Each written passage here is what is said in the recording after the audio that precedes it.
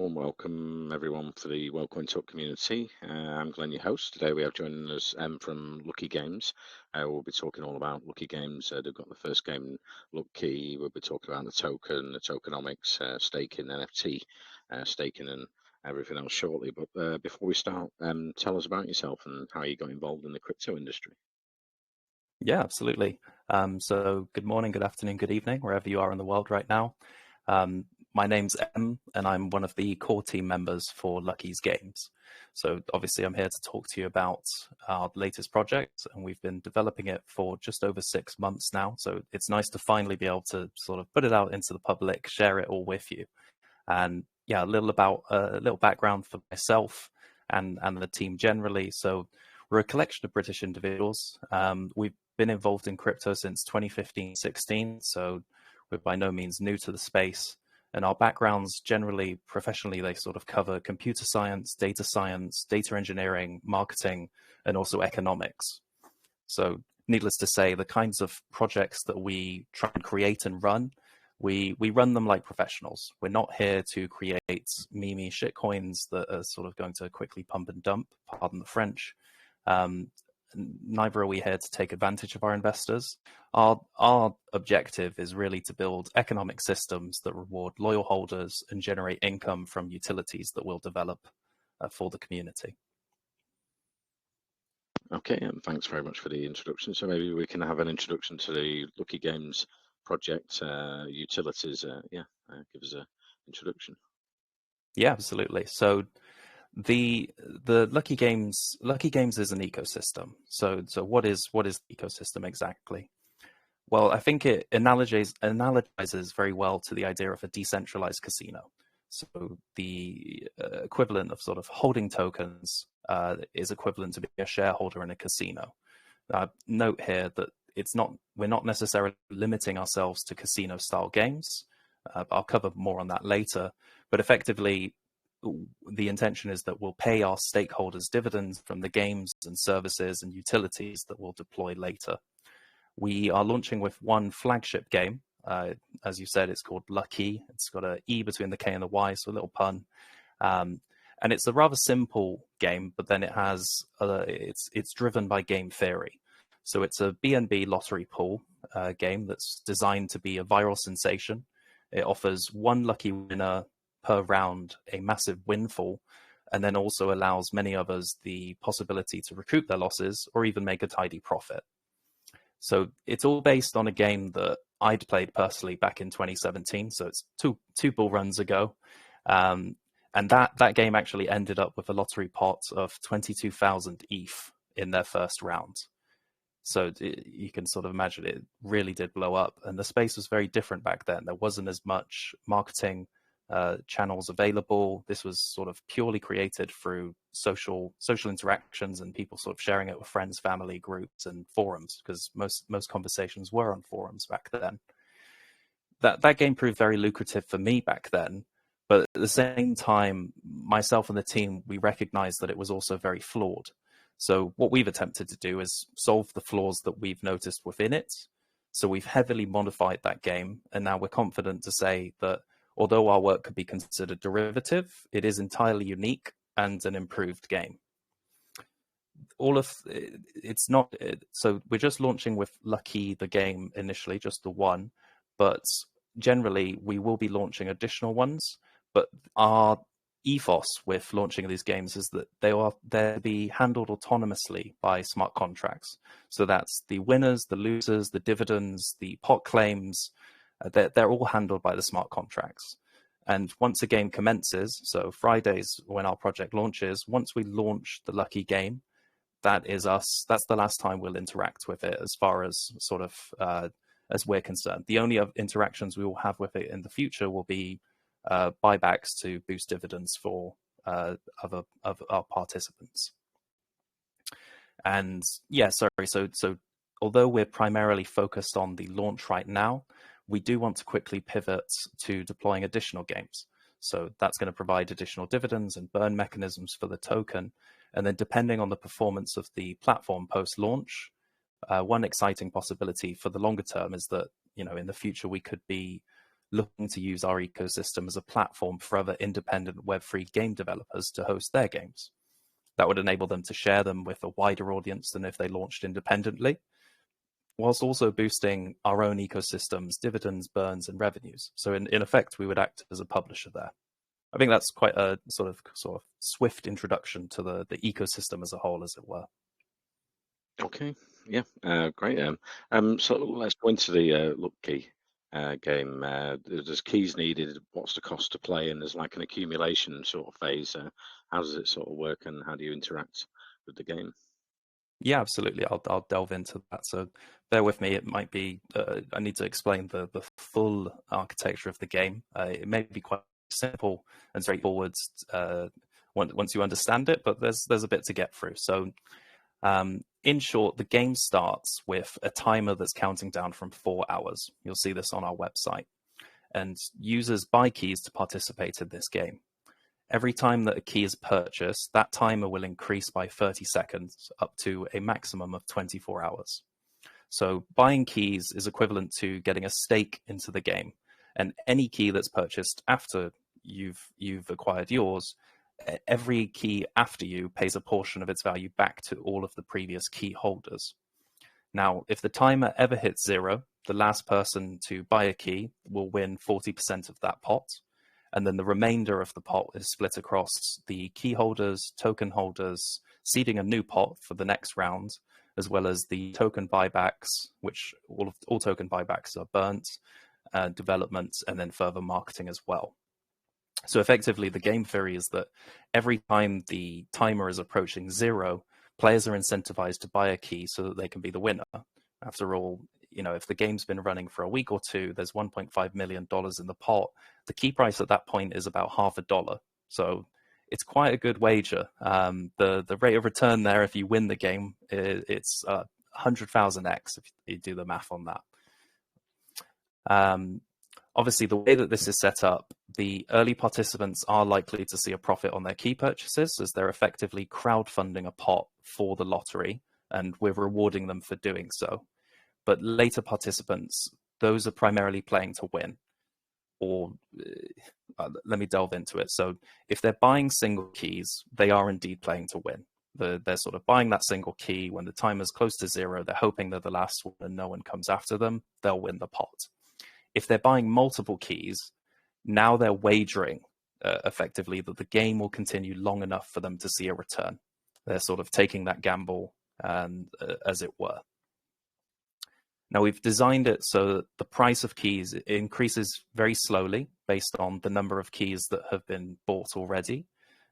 Initially, the price of keys is around 3 cents per key, based on sort of current market prices. But a single key could cost less than $1 for potentially months. However, the way in which we've done this is the slow price scaling only applies up until the 25th millionth key.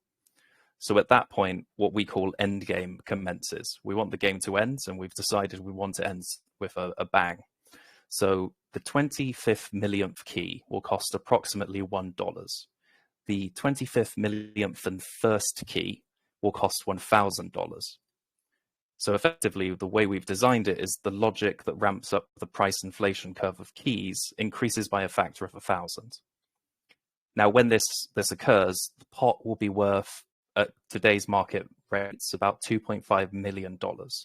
So although $1,000 for a key is quite a high wager to place, it's for a $2.5 million pot.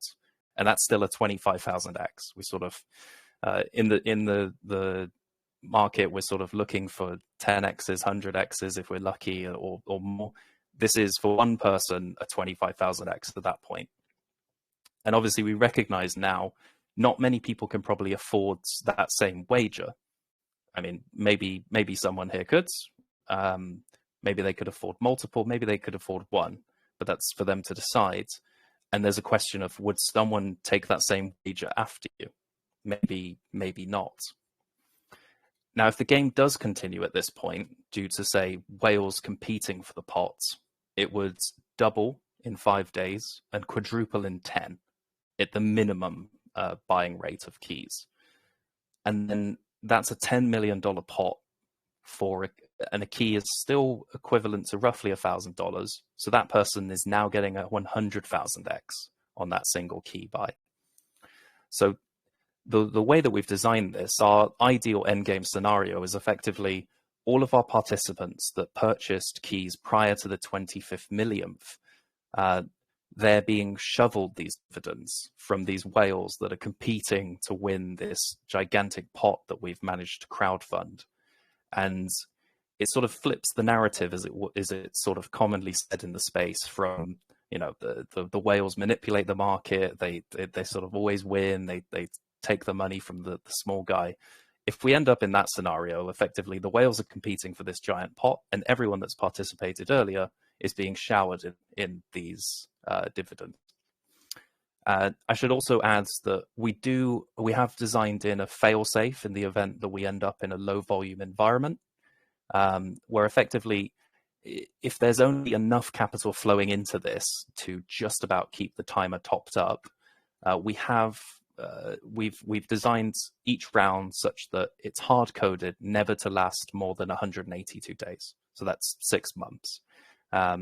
Effectively, the reason for that is that the dividends will be so small across all of our player base, with as little as 3 BNB per day needed to top the timer up in the very early stages of the rounds, and we want the game to end.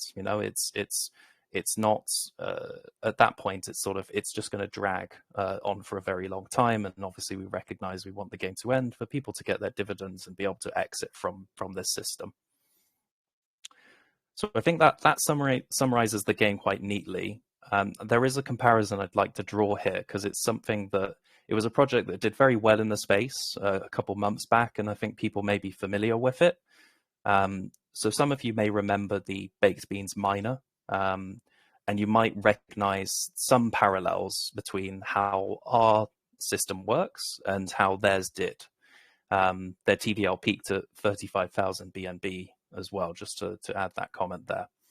So there are some key differences that I just wanted to highlight to show you how we've designed our game to effectively be more sustainable and therefore ironically rewarding than the project that they developed.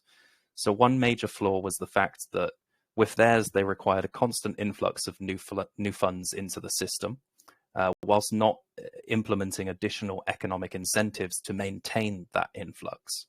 Effectively, participants invested with the hopes that those that followed them, that there were people that followed them, as it were. But there's no incentive for that to be true. And the larger the system got, the less likely it would always seem that more people would come later. Whereas ours is the inverse. As the timer approaches zero, the probabilistic opportunity increases and therefore incentivizes people to want to participate because they can win the pot. And just a final note on there as well is, I know that a large driver of the success of their project came from their referrals. So they offered a 12% referral that came out of their 3% dev fee. So in actuality, it worked out that you got a 0.36% referral for getting someone to participate. Whereas with ours, we're offering a flat 10% referral fee from the amount invested by anyone that comes via your referral link. So just to give a quick idea of the difference there numerically, if you referred someone who invested $1,000, with their project, you'd have earned $3.6. Whereas with ours, you will just get $100. It will immediately be deposited into your reward section, and you're able to claim it instantaneously.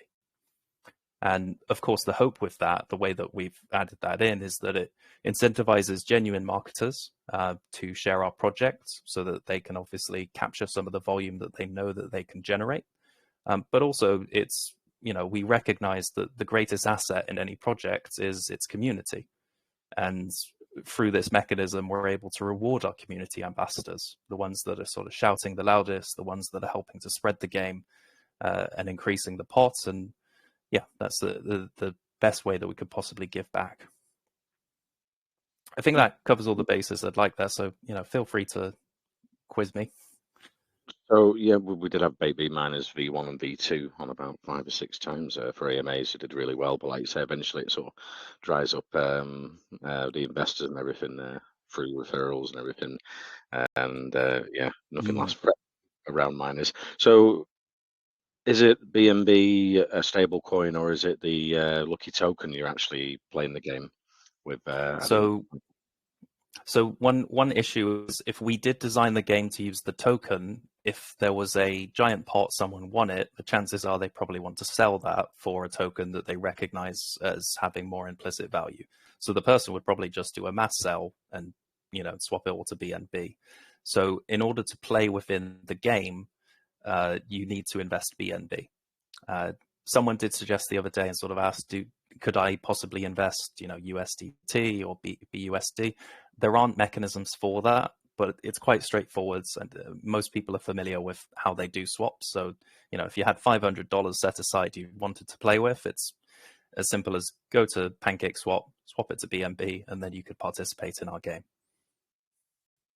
Great. So does it set up like a miner? Are you like compounding as a sort of strategies to, inside the game as well? So I raised the topic of miners only as a sort of a parallel, as it were. We aren't a miner. We're not offering sort of compounding of your investment. You could technically compound your keys by claiming and rebuying. I'm not necessarily suggesting you do that. That would be for the individual investor to decide.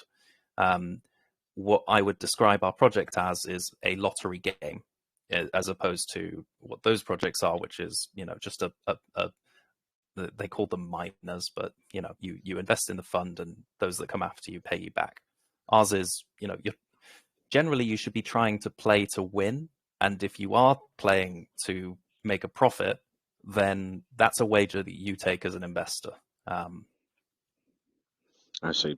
Got you. And is there any profits built into the game? And if there is, what are you using that for? Is it buyback and burns? Is that for marketing? What's the plans around that? So I can tell you about the keys, how the purchases are split, if you'd like. So 40% of every key purchase goes towards the pot. There's 25% that goes towards previous key holders. 15% is redirected to our token holders. If there is a referrer present, as I've sort of said, that's 10%. They will receive 10% of the volume. But if there isn't a referrer present, that gets added into our token buyback mechanism. By default, 4% of every transaction, regardless of referrer, goes to buying and burning our token. But with no referrer in a transaction, a key buy, 14% of all key buys, not all key buys, sorry, 14% of the key buys where there is no referrer go towards buying the token, burning it immediately. And then finally, it's just 3% for development and 3% for marketing.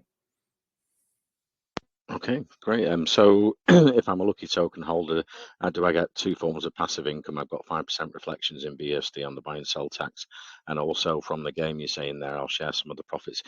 Do I have to hold so many lucky tokens? How does it sort of work for investors? So we don't have max wallet requirements. The only sort of minimum token requirement that applies is within the first hour of our launch and the first hour of any subsequent round of the lucky game, you need to hold at least 300 tokens, lucky tokens. That's a relatively small number. Even if you contribute the minimum amounts required within the pre-sale, you'd still have more than that. You'd have 340 tokens for the 0.1 BNB. That's our minimum requirement. But yeah, sorry. So within the first hour of any round, only token holders can buy keys. After that full hour has passed, anyone is welcome to participate. You don't have to be a token holder. Some people we anticipate will be purely interested in the game. Others we anticipate being purely interested in the token. The majority of participants, I would say, are probably interested in both. And the whitelist form that's available within our Telegram, there is a question within that asks, what are you primarily interested in? The majority of answers thus far have been that people are interested in both. I see. So if you didn't want to buy the token, you just participate with the game. Is it going to be a DApp on the website? Yes, so it's actually the homepage of the website will load you straight to the one game that we have, obviously, at the moment. In the future, there's probably going to be a homepage and, various different sections for the variety of games that we're hoping to launch there. So yeah, you go to our website. I believe it's it is within the post that you've shared within the chat, and people can see that the game is ready to go. You can't buy keys right now. We're not live. If you try to buy them, the transaction will fail. So save yourself the gas fees. We've got that covered. It's Friday. Between 9:30 and 10:30 is our launch window. That's when people would need to be online and ready to acquire tokens in the pre-sale or acquire tokens on PancakeSwap and buy keys. And then after the launch window, anyone in the general public would be able to participate. I see. And let's go into the Lucky token. I think tokens are going to be minted through staking. Can we maybe go into that? It's going to be 3 years to mint the total supply. So is that going to be supporting sort of the floor price, throughout the 3 years? So with the staking that we've developed for this, you're right. The emissions will take place over the course of 3 years. But I just wanted to clarify a point you said. So there is no minting with our token. There's no function for it, and we are unable to mint additional tokens. The full Lucky supply already exists, but all of the staking tokens are fully locked within the staking contract. So we can't withdraw them. The 450,000 tokens that we've placed within that, 45% of supply, it's there for the next 3 years or so. It's sort of, you see what I mean? It's just a point of clarification. We can't mint additional tokens. That doesn't exist. We have had all 3 contracts audited already, and they've come back. We've now got the audit badge, as it were, on our pink sale. So that's the token has been audited, the staking contract has been audited, as well as the lucky game has been audited.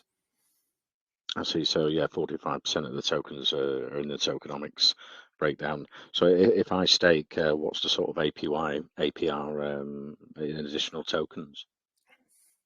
So it's fully dependent upon the proportion of supply that is currently staked. It's hard to tell you off the top of my head what the APY is going to be. You know what I mean? It's sort of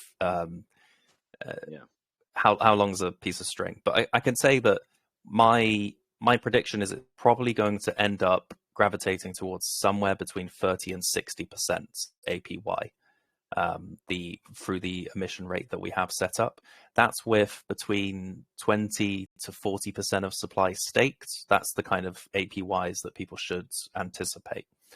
And I think it's worth me noting that with our staking contracts and staking on our website, it is flexible staking. So if you're not familiar with that, it just means that there's no time lock on this. We're not going to force you to stake for 6 months, 12 months, or the long periods of times that other contracts sometimes require.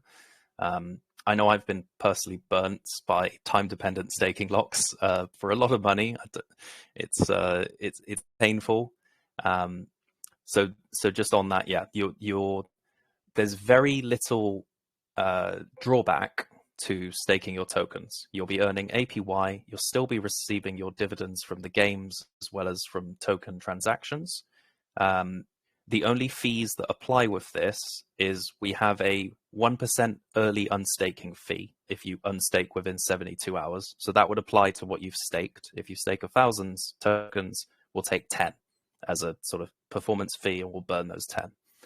And then on all of your staking rewards, this is commonplace in across DeFi protocols. And we've mirrored this from PancakeSwap's cake staking, actually, is that there is a 2% performance fee on just the rewards. That only applies to what you claim as rewards via the staking. Again, that 2% will be burnt, but then you're more than welcome to obviously do whatever you'd like with those rewards. You could compound your staking, or you could sell it. It's up to the investor at that point, obviously. I see. Yeah, you've got the stake and then the tax, and it'll be burning the token, so that will reduce the supply over time. And you've got NFT staking boosts as well. How does that work for investors? Yeah, so that's an interesting one. Effectively, we've never done NFTs within our team, and to be honest, we're not. There are some people that that's the only thing they invest in. But what we've done with this is we thought we'd do something interesting as far as we're sort of concerned, and it's quite a cool utility that we think we've built into them. So when you acquire a Lucky Games NFT, you don't just acquire the NFT for potentially the value that you think it has, the inherent value you think you could sell it for, but actually we apply a staking boost for you. Now, that could be a 5% boost. 5% is what we've been discussing internally, but we have the ability to, make a variable APY dependent on how demand is. But when you acquire this token, effectively, we're going to boost your rewards rate by 5%, say. Um, and also, this doesn't just apply to Lucky Games NFTs that we'll be releasing. It also applies to other teams' tokens. So staking partnerships is something that we've caked into our tokenomics, where effectively other token owners or teams could reach out to us and say, "Hi, Lucky's Games, we'd like to have a partnership with yourselves." And as part of that, we could say, okay, anyone that holds 10,000 of token X related to that said project will receive a 5% boost to their staking APYs. Now, that's going to draw demand towards their project from our own participants and stakeholders, but also it's a two-way street. It's mutually beneficial because those project owners, stakeholders, they're going to get eyes on our project as well. So it's sort of a way of mutually benefiting both ourselves and our partners. And it's a bit more than sort of the conventional partnerships that you see in the space, where it's sort of someone says, "Oh, we're working with this team," and not much more can happen as a result. It's it's an announcement, it's bullish, and then it withers away because it's hype, and there's not much meat to the announcement, as it were. Whereas with ours, there is a utility, a long-term utility to it.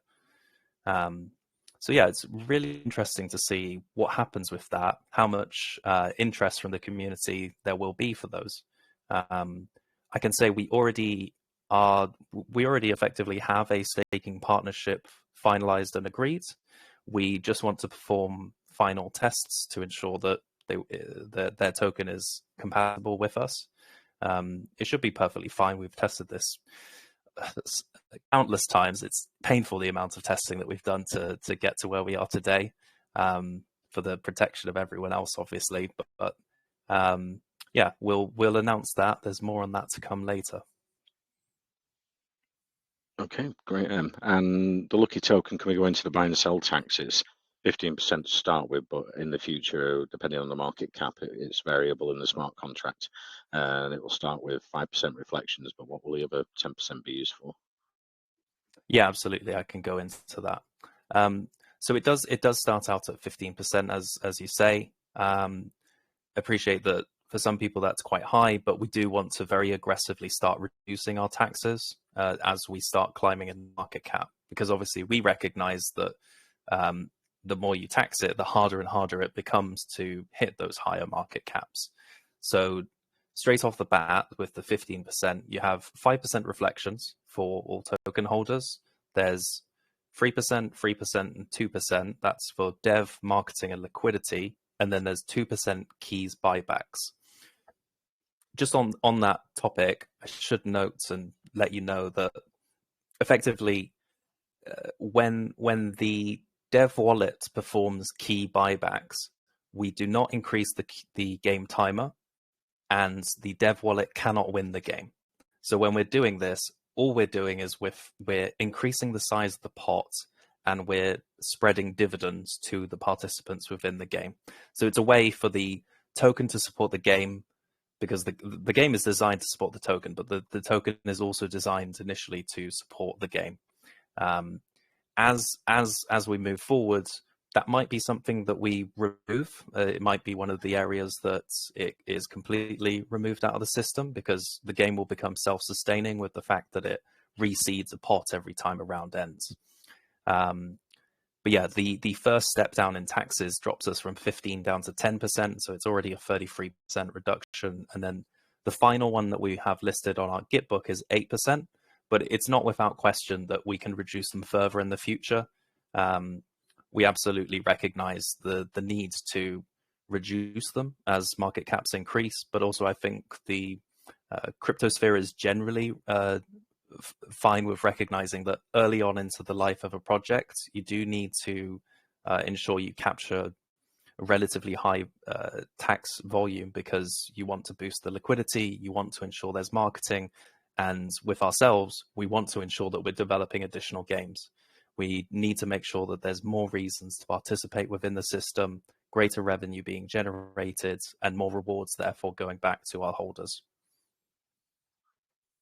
Awesome, man. And you've got the pink sale pre-sale that's coming up in just under 2 days. I'm wondering if there's pre-sale whitelist spots for investors to win, and was there a private sale or any vesting sort of period if there was a private sale? Yes.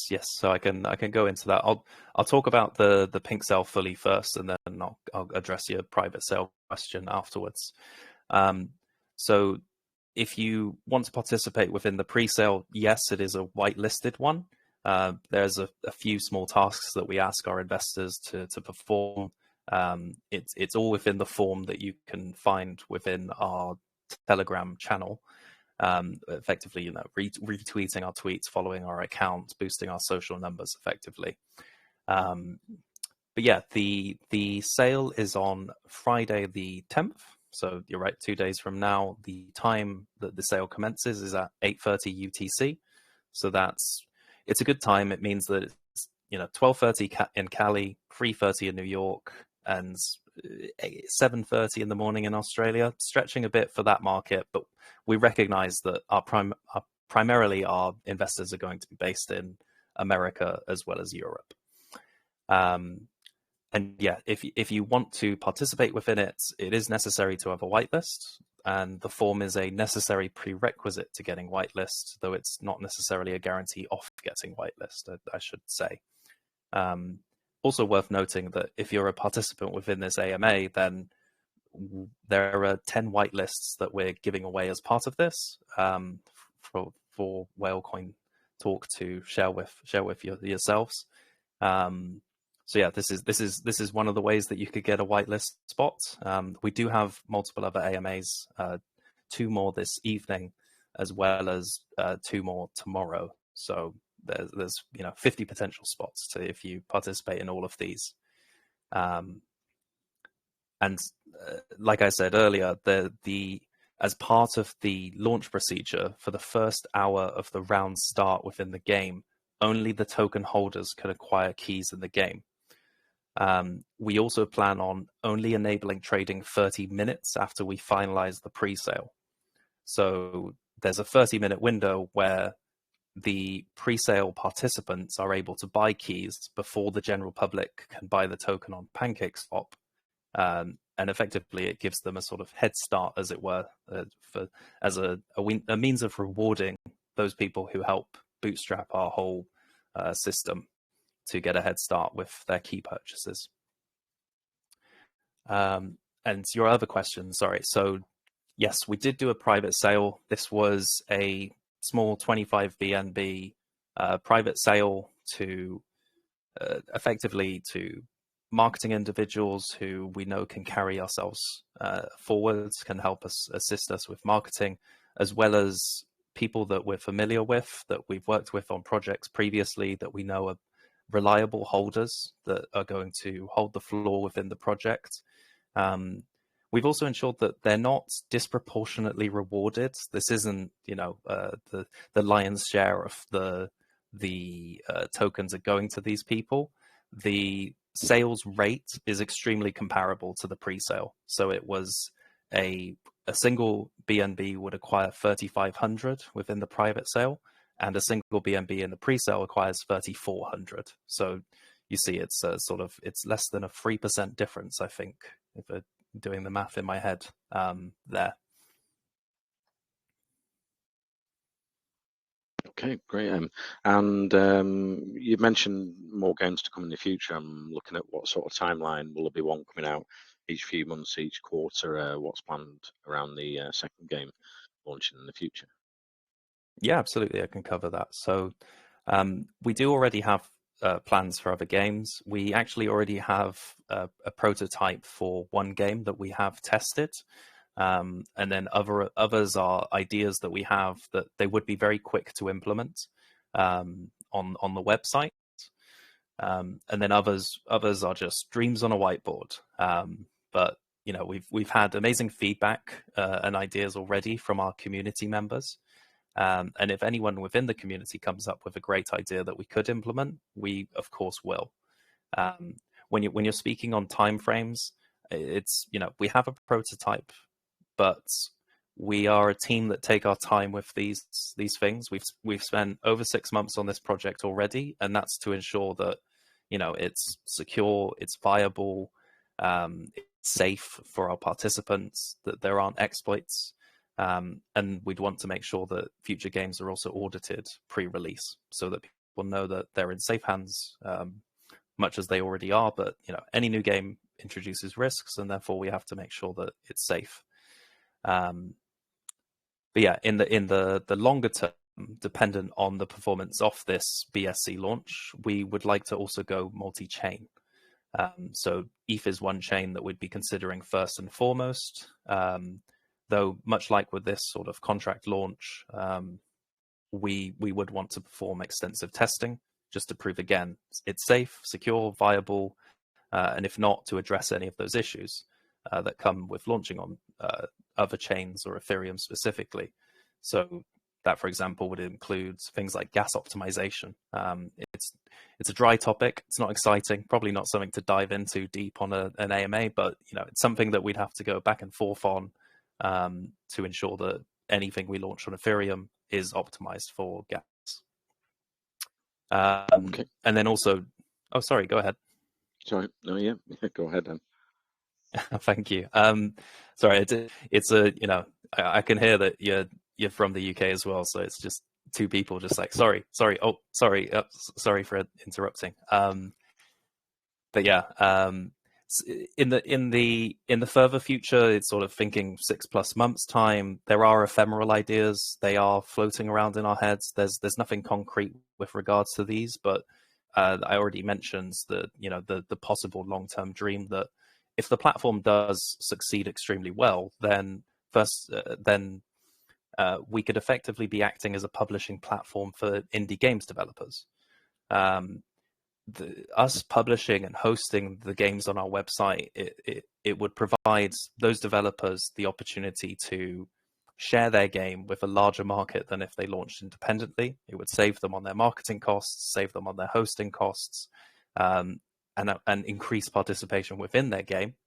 While at the same time, obviously, it would be a mutually beneficial arrangement where token holders are rewarded for their utility that they're providing.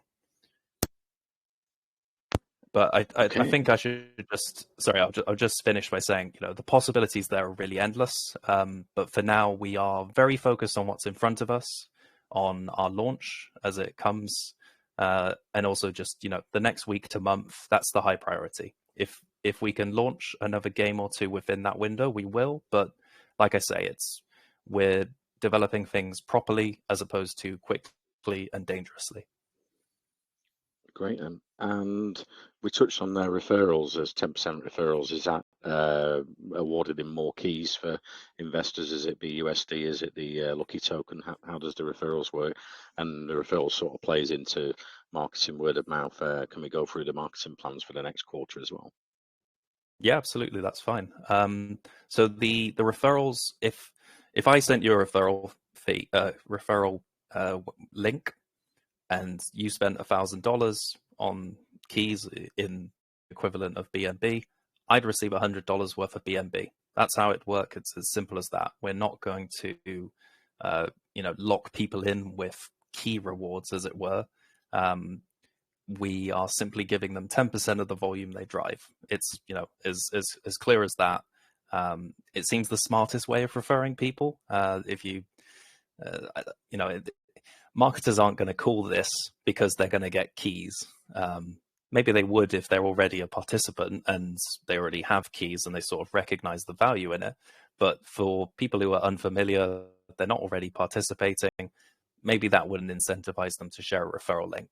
So yeah, all referrals are paid in BNB, not BUSD. The token reflections and rewards, those are paid in BUSD. So there's, it could get confusing. If the game does extremely well, you're going to have BUSD flowing into the wallet where you have the tokens. You're going to have rewards on the website that you can claim in BNB. You've got two different sources of rewards. You've also got the staking where you can claim rewards, which is additional lucky. So there's a lot to track. There's a lot of avenues to profit from the system, and hopefully I've explained it clear enough for people to recognize that. Yeah, that's great passive income generation for investors in the Lucky token and the gaming aspects. And yeah, so let's go on to the marketing plans. Yeah, for sure. So initially what we're doing during this week is we recognize that this is a project that's probably best spoken about. It's good to talk to investors, to help teach them about projects, and hopefully to how passionate we are as well, because I've spent a long time on this and it's great to finally be able to share it. We have two additional members helping us out. So I'm not sure if you're familiar with MV and Vader, but MV is also a project owner. He's Vader. Vader, yes. He owns a calls channel. So MV is a developer in his own right. He's ran several projects that have all done extremely well. And then Vader is also a calls channel owner. Both of them, we've asked them to assist us with the marketing, and they've been doing an absolutely brilliant job on that so far. They're extremely well connected in the space. They know the areas that we should market in that are worth spending marketing money, because that's one thing I don't think people necessarily see. It's one of those things behind the curtain. The amount of money that gets wasted on pointless marketing that doesn't do anything is obscene. So we're really, really grateful to have their assistance with this and to be able to benefit from all of the connections that they have. So yeah, we're hoping that going forwards post-launch, we'll be advertising obviously on Telegram again, through AMAs. I'm happy to continue talking about this and sharing it wider and wider with various communities, as well as just your standard calls, because the referrals will hopefully drive that, the mechanism for that, as well as obviously reaching out then to Twitter Spaces, YouTube, and videos that explain the project would also be useful, we recognize. So we'd want that. And then going forwards, it's not an immediate plan, and it's part of our plan, but it's not an immediate thing that we're focusing on. Is we would like to list ourselves on a centralized exchange, and again, that comes with sort of advertising yourself to the community, the participants within those centralized exchanges. Normally, these exchanges, when you list on them, they assist you with marketing to their participants and mirroring the system that you've developed. Those are sort of two things that come off the top of my head there. Okay, great. I can open it up to community investor questions. Let's see, I've got Syed. You had a question for Emmet Lucky Games. Go ahead. Yeah, thank you, Glenn. Okay, according to your white paper, the Lucky Games has been programmed in a manner that no bots or smart contract can acquire keys or perform any interaction within the game. I'm interested in understanding how the code or algorithm has been designed to prevent manipulation of the game and bots attempting to steal the round at the last second. Could you please provide some insights into this? Yeah, absolutely. I mean, I don't want to delve 100% into that, just because it's a bit much of a dry topic, probably for the nearly 300 people here. But it's a great question. So, and you're absolutely right. So thank you for looking at the details on the white paper there. So we have modified our contract in a way that there is some level of human verification required in order to perform smart contract rights. It's standard practice. It's developer practice. It's best practice, as far as we're aware, within the Solidity developers community, to implement this. And it's one of those things that, we've put it in there. There's no 100% way that we can guarantee that exploits don't exist, that they won't be discovered, and that someone won't create a bot that will try and play this game. But what we have done, and what we can say, is that we have tried to implement blocks to those ones that, like I say, it's recommended good practice by other developers, Solidity developers, who are also trying to develop ways to counteract exploitative or malicious smart contracts developed by malicious developers. Okay. It's a great question, so thank you. Yeah, got it. Okay, another quick question. I want to know that if your DApp will feature any alert system to maybe notify the participants when the timer is about to expire in order to enable them to purchase keys and extend the time before it ends. Can you confirm if such feature will be available? So one thing is that we'd like to develop is a bot within our Telegram group that will update users on when keys have been acquired. It's quite easy to manually do it yourselves as a human, but it is one of those functions that would be great to allocate towards a bot. It's just clicking a read contract function. So that's available to everyone. It's the write contract stuff that is guarded against more so. The website will be where you can see the timer. You can refresh there. And if the timer's at 14 hours, you can probably go to sleep and not worry about it. But if you're playing to win, and it's below 6 hours, then I guess I'd have to say that's on you, whether you take the risk of sleeping or not. I think you should prioritize your health and go to sleep. But it's a good question. So thank you, Syed. Got it. Thank you so much for answering. Over to you, Glenn. Thank you very much. The question, Syed. Yeah, health and crypto don't really go sort of hand in hand. I like the Twitter joke where I quit my 9 to 5 because of crypto, and now I work 24/7. Yeah, I mean, I said at the start, I've been in the space since 2015, and I've had a lot of people say, "Oh, I wish I'd been around that long." And I say, "Well, you'd have so many more regrets in your life if you did." Great. Yeah. Let's open it up to another question. Let's see. We've got Venice. You had a question for Emmet Lucky Games. Go ahead. Yeah, thank you so much, Glenn. Okay, I was wondering, is there a limit to the number of times a player can win the game? So you mean when a round ends, the timer's hit 0, is there a limit to how many times someone could win the pot? Yeah, exactly. Right. So we haven't implemented that logic. Effectively, if you're lucky enough to win our game, then we're more than happy for you to take the gamble in the next rounds to potentially win again. Yeah, it's not something we've implemented as part of it. Okay, because I think the game may become dominated by a small group of whales who can afford to buy a large number of keys, making it difficult for smaller players to compete and win. So how would you tackle this kind of situation for everyone to be fair and equal for everybody? Yeah, that's a very fair question. It's a good one to ask. And it goes back to what I was saying about the end game logic that we've caked into this. So at the start of a round, keys are extremely cheap. And you're right, a whale could participate and buy a huge number of keys. But actually, your average investor can also buy a large number of keys at the prices that the keys are initially. It would take 25 million key cells before we hit the end game scenario. at the start of, so the first key is around 2 to 3 cents. The 25 millionth is $1. So it's extremely cheap for a very long time with a very slow increment to the price throughout that timeline.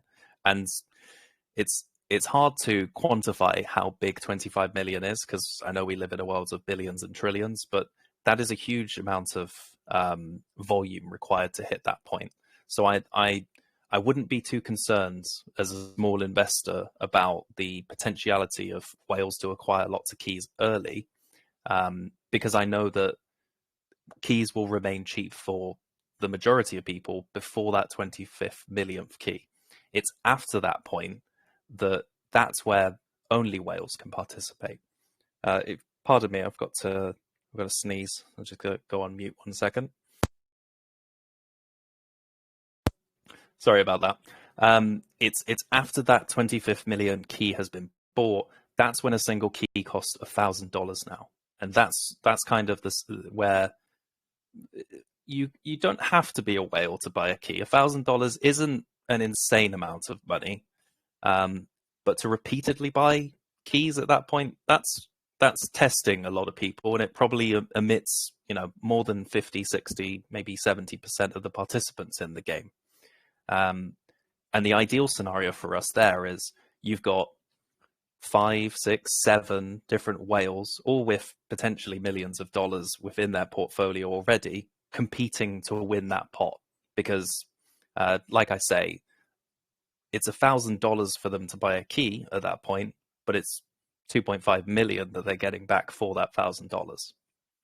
And if the game continues at that point for a prolonged period of time, the pot is growing in relation to the price, and therefore you end up in a place where the pot's $10 million within 10 days.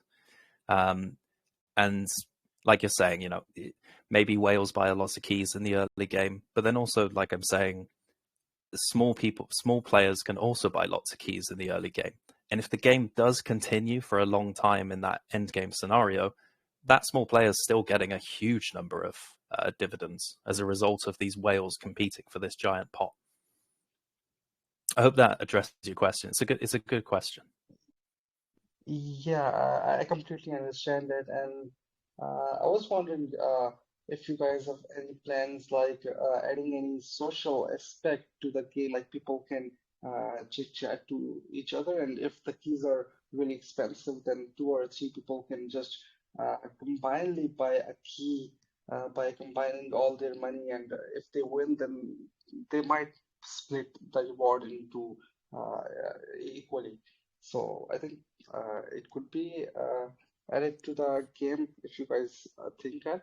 And here's my last question. I was also wondering, do you have any plans to host any occasional tournaments with higher stakes and exclusive rewards to attract more competitive players and add an extra layer of excitement to the game? Okay, I don't think I caught the full second question, but I'll address the first one, and then you're welcome to just reiterate it, and I'll answer it. So sorry I didn't properly hear it the first time there.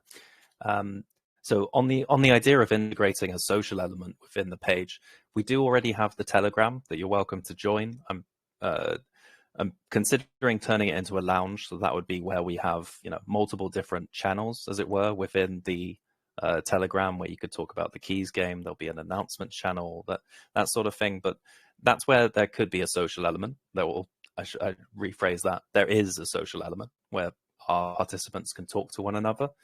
But you're right. The games with social multiplayer sort of abilities to them, they are very much the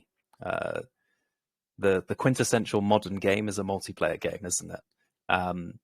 So Lucky's game isn't designed to be a multiplayer game, and whilst that sort of, if we were to take your suggestion, it would be something we implemented, in the future. It wouldn't be something we'd integrate now or even within the next few months, because we're very much more focused on bringing other games to the market.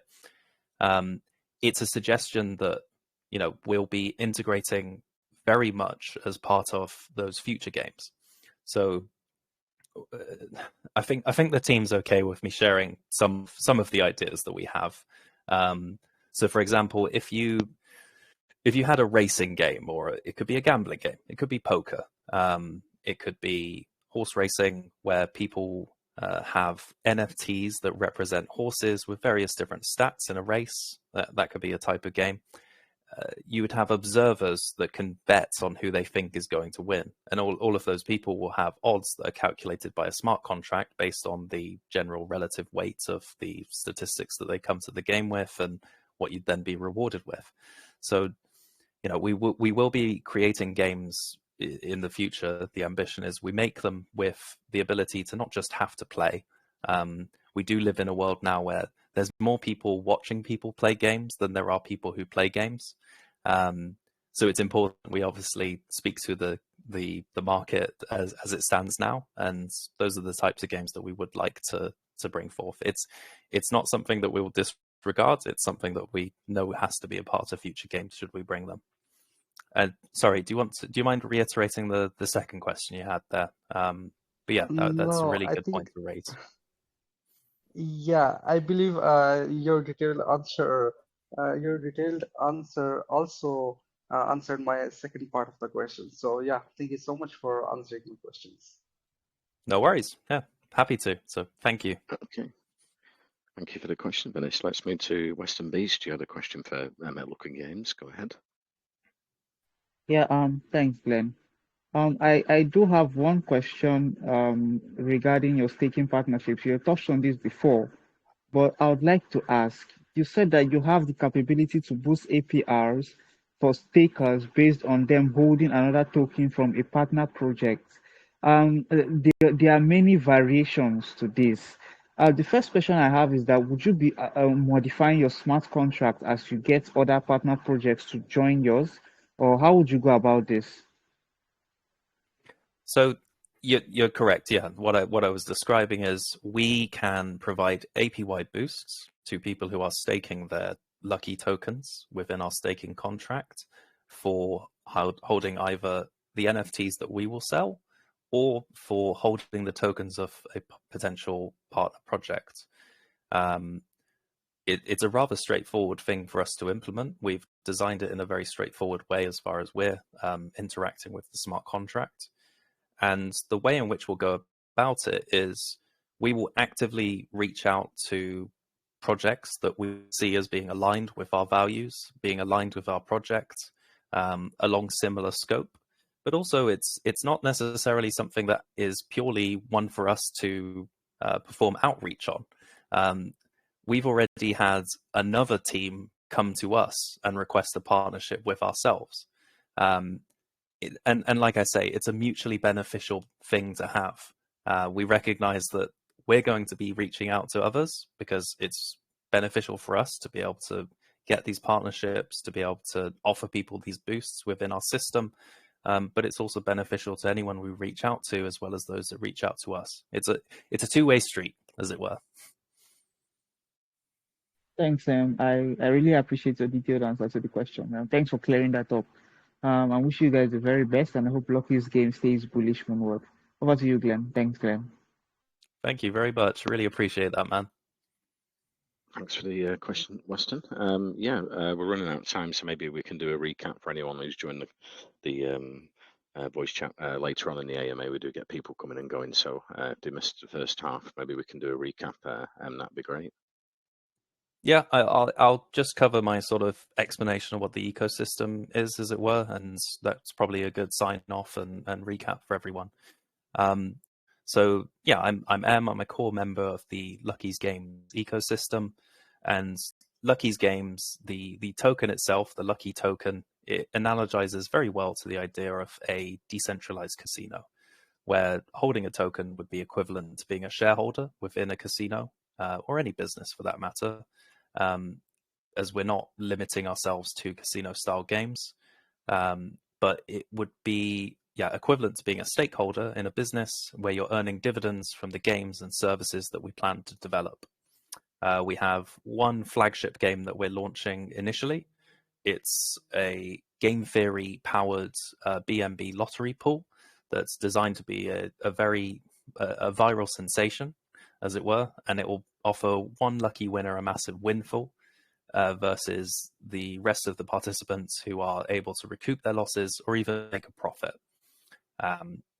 It's originally based on a game that I'd played back in 2017. That game ended up with a lottery pot of 22,000 ETH. So there's a goal to aim for in the back of our heads, at least. It proved very lucrative for me back then, but at the same time, that was a flawed game, or at least we recognized flaws within it. So what we've done is we've attempted to solve those flaws. In effect, we've modified that original game, and we're confident now that what we've done is create an entirely unique and improved experience. All of the games that we launch within our ecosystem, they're going to be designed to be autonomously handled by the smart contracts that we develop. They're all 3 of our smart contracts have been audited. So you know that you're in safe hands. You're welcome to read them. They're available within our Git book. But by handing over all of the responsibility to the smart contracts, effectively the winners, the losers, the dividends, the pot claims, or any function is handled by the smart contract. And once we've launched a game, it's impossible for us to stop it. Effectively, us deploying a game is the last time we interact with them. And although we're primarily focused right now on our launch, that's our pink sale is happening, our pre-sale on pink sale is happening this Friday, the 10th of March at 8:30 is the start time. So if you want to participate within our pre-sale, please come join our Telegram group. There's a form for you to fill there. That would be part of the process of acquiring a whitelist to participate. Alternatively, there will be 10 whitelist spots given away as part of the AMA tour that we're performing, 10 of which are coming out in this for participants of this AMA here. But yeah, that's a brief summarization of the broad topic that is Lucky's Games. Okay, thank you very much. It's been great speaking to you. Very open, transparent, and like you say, it's great to speak about how the lottery system works and everything around the Lucky Games project, the passive income rewards, and the economic side of it looks really good. So it could be a great investment for our community investors. I'm looking forward to the future for the team and community. As we say, WhaleCoinTalk is for education and research. We recommend you check out the website, the white paper. And if anyone's got any more questions, you can join their official socials or in our main chat. As Em said, the pre-sales in a couple of days, so you've got time to do your research. And if you want to get involved and chat to the team, head over to their Telegram. We've got the, like I say, the official socials in our main chat. And it's been great speaking, Em. Thank you very much, and take care. Yeah, no, thank you very much. Thank you everyone for attending, for listening to me talk, and thank you, Glenn, for hosting us here. It's been a really pleasant experience. I've had my cup of tea, and I've just happily and hopefully passionately, you've seen, talk about what we've been working on for so long now. Awesome. I'll finish the recording, and I'll send over a copy for you to share with your community. I'll send that into the main chat for anyone who's not on the call today. Thank you very much. All right. Take care, everyone. Have a good evening. Bye.